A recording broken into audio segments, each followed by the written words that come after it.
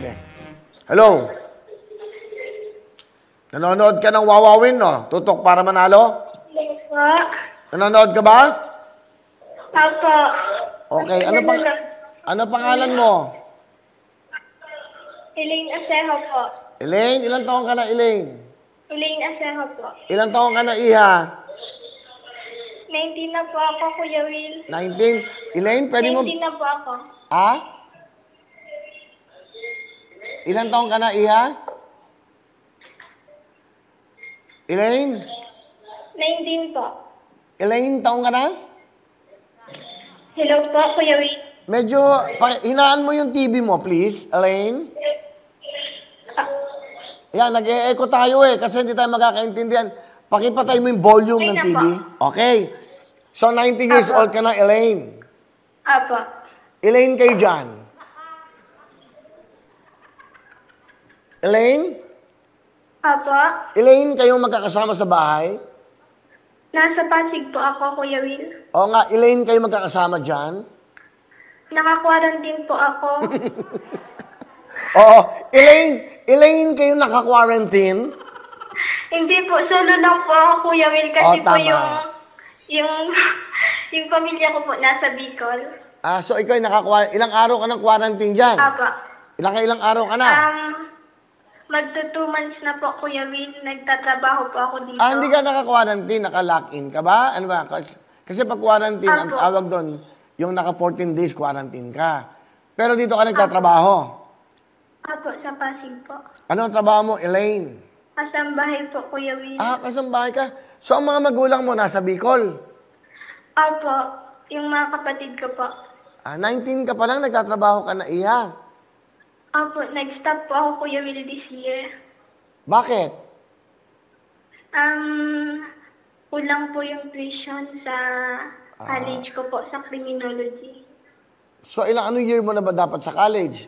Mag-first year college po, Kuya Will. So ang mga magulang mo nasa probinsya? Apo, si Papa po andito po, nagtatrabaho din. Ano trabaho ng papa mo? Construction worker po. So ikaw ay kasambahay. Ang nanay mo nasaan? Opo, nasa bahay po. Sa Bicol o nandito? Nasa Bicol po. O kamustahin mo si nanay mo? Nay. Ay ma, pagaling ka na po. Kasi po, nagkasakit po eh. Ano ba ang sakit ng nanay mo? Nagkatrangkaso po. Uso daw po kasi sa Bicol. Naku, mag-iingat ka mo ha. Mag-iingat at maglalalayo muna. Sino nag-aalaga sa nanay mo? Sila lang po. Pati po yung lola ko nagkasakit din po. Ganon. Opo, nagkahawakan po. Pero ngayon po, okay naman po. Kamustahin mo din si lola mo? Elaine. Po. Ito, nag-ano siya, hello po Kuya Will. Elaine Asejo po, taga Pasig. Sana po mapansin po para po mapadala po sa pamilya ko sa Bicol. So, yan, napansin na kita.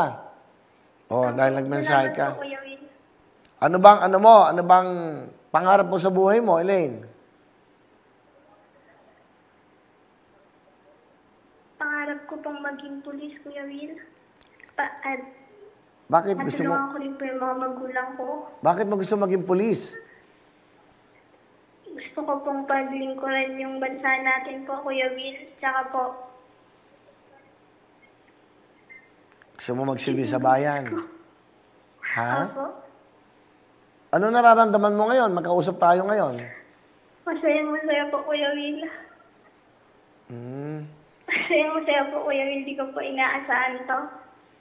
Sige. May gusto ka bang sabihin sa akin?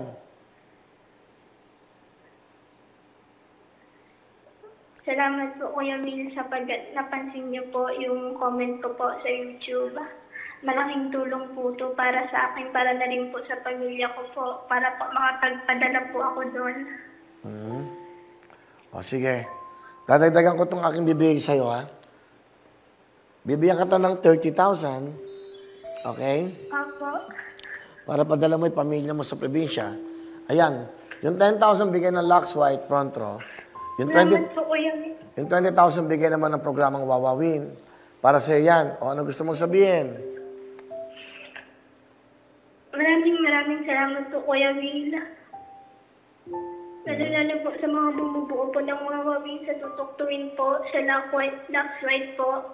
At sa inyo na din po, Kuya Will. Salamat po. O, sige, mag-iingat ka. Bata ka pa, ha? Mag-iingat ka at magtrabaho ka na Opo, Kuya maayos. Will. Ito, ipunin mo tong 30,000 para maging masaya Pasko ng pamilya mo. Apo. O, sige, maraming salamat sa iyong comment, ha? Apo, maraming salamat po, Kuya Will. Merry Christmas! Apo, Merry Christmas po. Okay, bye-bye!